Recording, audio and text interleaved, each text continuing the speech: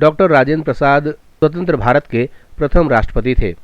26 जनवरी 1950 को जब हमारा गणतंत्र लागू हुआ तब डॉक्टर प्रसाद को इस पद से सम्मानित किया गया था। आज़ादी के बाद बनी पहली सरकार में डॉक्टर राजेंद्र प्रसाद को पंडित जवाहरलाल नेहरू की सरकार में कैबिनेट मंत्री के तौर पर खाद्य और कृषि विभाग का काम सौंपा गया था। इसके साथ ही इन्हें भारत के संविधान सभा में संविधान निर्माण के लिए अध्यक्ष भी नियुक्त किया गया था। राजेंद्र प्रसाद गांधी जी के मुख्य शिष्यों में से एक थे। उन्होंने भारत की आज़ादी के लिए प्राण तक न्यौछावर करने की ठान रखी थी। ये स्वतंत्रता संग्रामी के रूप में इनका मुख्य रूप से नाम लिया जाता है। राजेंद्र प्रसाद बिहार के मुख्य नेता थे। नमक तोड़ो आंदोलन और भारत छोड़ो आंदोलन के दौरान इन्हें जेल में यातनाएं भी सहनी पड़ी।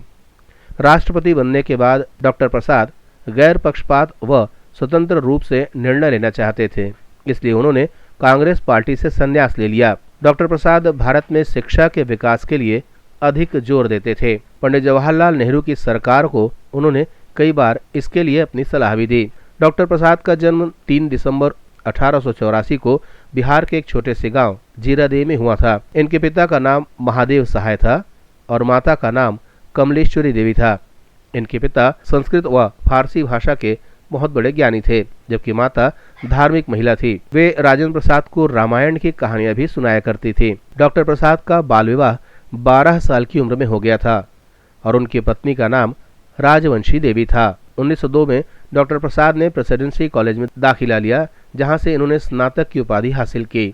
26 जनवरी 1950 को भारत को डॉक्टर राजेंद्र प्रसाद के रूप में प्रथम राष्ट्रपति मिला।